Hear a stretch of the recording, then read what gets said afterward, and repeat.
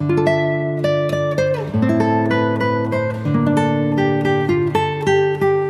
Guys, welcome back to my channel. So guys, आज मैं आपके लिए लेके आया हूँ द ग्लोरी के सीजन 2 के एपिसोड 4 की एक्सप्लेनेशन। अगर आपने इससे पहले के एपिसोड नहीं देखे तो आप उन्हें हमारे चैनल पर जाकर देख सकते हैं और साथ ही में मैं उन वीडियो के लिंक नीचे डिस्क्रिप्शन में भी दे दूंगा, तो आप उन्हें भी चेकआउट कर सकते हैं। और मैं आपको रैंडम सीन हटाकर मेन स्टोरी के हिसाब से एक्सप्लेन करूंगा।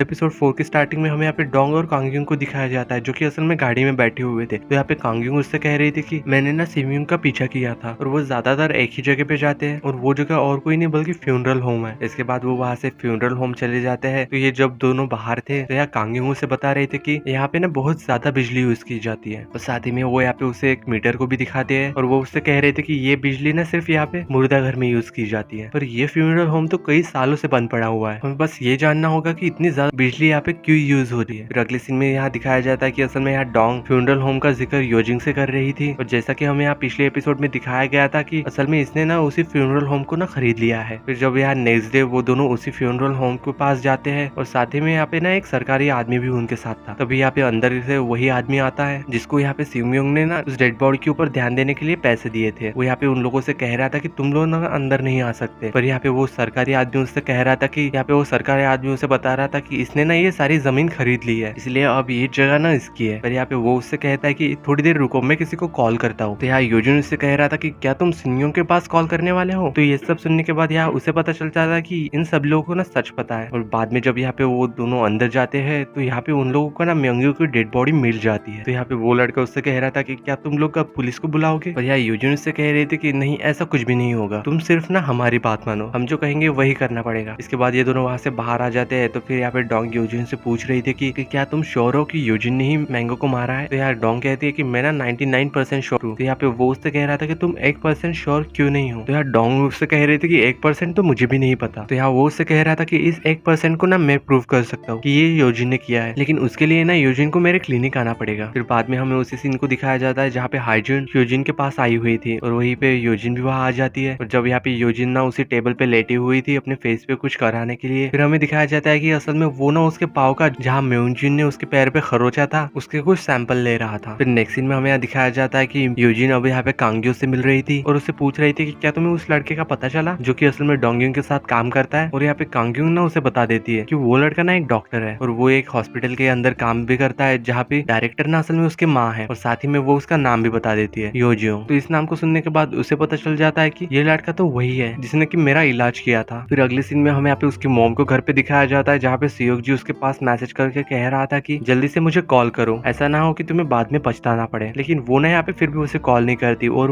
वो उसी पुलिस वाले से मिलने चली जाती है। और वो उससे कह रही थी कि एक लड़का ना मुझे ब्लैकमेल कर रहा है, उसे पता है कि सोही को ना असल में मेरी बेटी ने मारा है। पर यहाँ पे वो उससे कह रहा था कि मैं ना इसके बारे में कुछ नहीं कर सकता। फिर अगले सीन में हमें यहाँ पे जेजुन को दिखाया जाता है जो कि अपने घर पे था। तभी ना उसके पास एक कुरियर आता है जिसके अंदर की यहाँ एक पेन ड्राइव थी और तभी यहाँ पे उसके पास डोंगयुंग का भी वहाँ कॉल आ जाता है। डोंग उसे यहाँ पे बता रही थी कि इस पेन ड्राइव के अंदर ना कुछ फोटोज है और ये फोटोज ना स्कूल की लड़कियों की है जिनमें की हाई स्कूल भी मौजूद है। और यहाँ पे एक टीचर है जो कि उन लोगों की ना गलत तरीके से फोटोज निकाल रहा था और मैं ये फोटो तुम्हारे पास और डोंगयुंग के पास भेजना चाहती थी, पर बाद में मैंने सोचा था कि इसके पिता तो तुम हो, इसलिए ये मैंने तुम्हारे पास भेजना ठीक समझा। फिर बाद में हमें यहाँ नेक्स्ट डे दिखाया जाता है कि असल में जेजुन ना स्कूल आ गया था और वो यहाँ पे उसी टीचर के बारे में पूछ रहा था और उसे जब यहाँ पता चल जाता है कि ये टीचर वही है तो वो ना है उसके कैमरे को लेकर उसे मार रहा था। और वहीं पे हाईसेल भी वहाँ आ गई थी और वो ना उसे ऐसा करते हुए देख लेती है। बाद में वो उसे अपने फादर के पास कॉल करती है और उसे बता रही थी कि जेजुन अंकल ना हमारे स्कूल के अंदर आए थे और उन्होंने ना एक टीचर को बहुत मारा। फिर नेक्स्ट सीन में हमें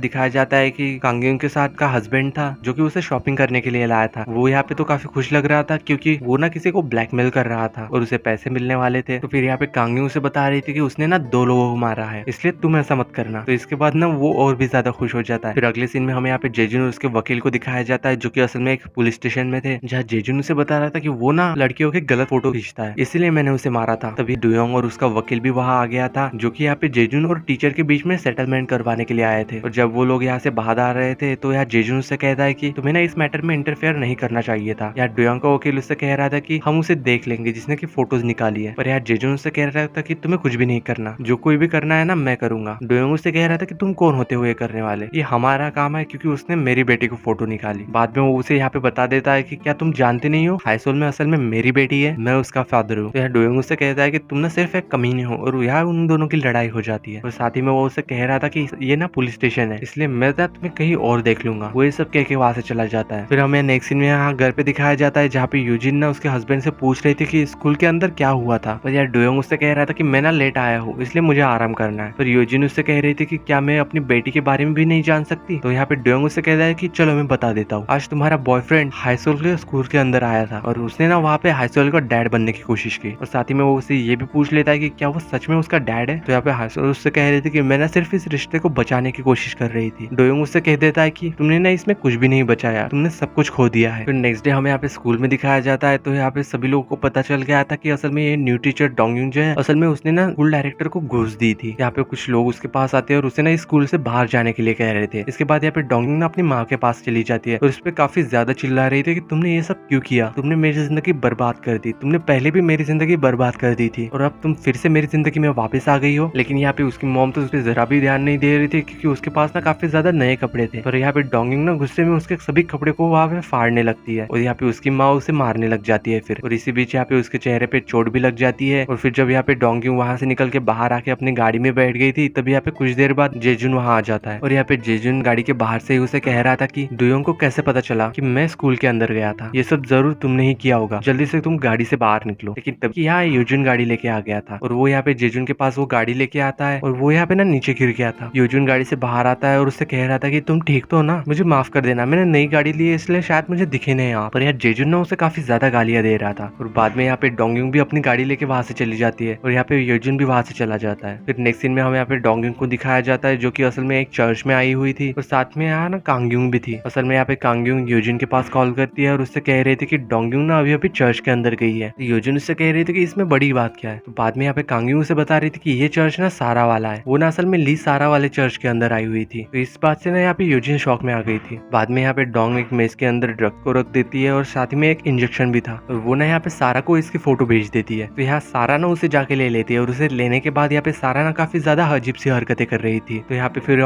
बाद में ना काफी सारे लोग आ जाते हैं जो कि उसकी फोटो और वीडियोस बना रहे थे और यहाँ सभी को पता चल जाता है कि ये लड़की ना काफी ज्यादा नशे करती है। और साथ ही में यहाँ पे यूजिन भी वहाँ आ गई थी, जो कि यहाँ ना डोंगयुन को देख लेती है। यूजिन यहाँ पे डोंगयुन से कह रहे थे कि क्या ये सब तुमने किया। डोंगयुन से कह रहे थे कि हाँ ये सब मैंने ही किया है। तो यूजिन उससे कह रहे थे कि इससे ना कोई भी फर्क नहीं पड़ेगा, सारा ना बहुत ही जल्दी जेल से बाहर आ जाएगी। डोंगया उससे कह रही थी कि वो तो जल्दी बाहर आ जाएगी, लेकिन तुम्हारे बारे में क्या तुम कभी जेल से बाहर आ पाओगे। यूजिन उससे कह रही थी कि क्या तुम्हारे पास कोई सबूत है। डोंग यहाँ पे कह रही थी कि तुम सबूत के बारे में सोच भी नहीं सकती, इतने ज्यादा सबूत मेरे पास है। इसके बाद जब यहाँ पे यूजिन अपने फोन में देखते हैं, जहाँ सभी लोग ना उसे मैसेज कर रहे थे और साथ ही में यहाँ पे न्यूज भी फैल चुकी थी कि जो कि वेदर फोरकास्ट लड़की है ना यूजिल, उसने ना स्कूल में किसी को बहुत ही बुरी तरीके से टॉर्चर किया था। और यहाँ हमें दिखाया जाता है कि उस न्यूज को पब्लिश और किसी ने नहीं बल्कि डोंगयुन के दोस्त ने किया था। यूजिन यहाँ पे चिल्लाते हुए डोंगयुन से कह रही थी कि ये सब क्या किया तुमने। और इसी सीन के साथ एपिसोड 4 की एंडिंग होती है।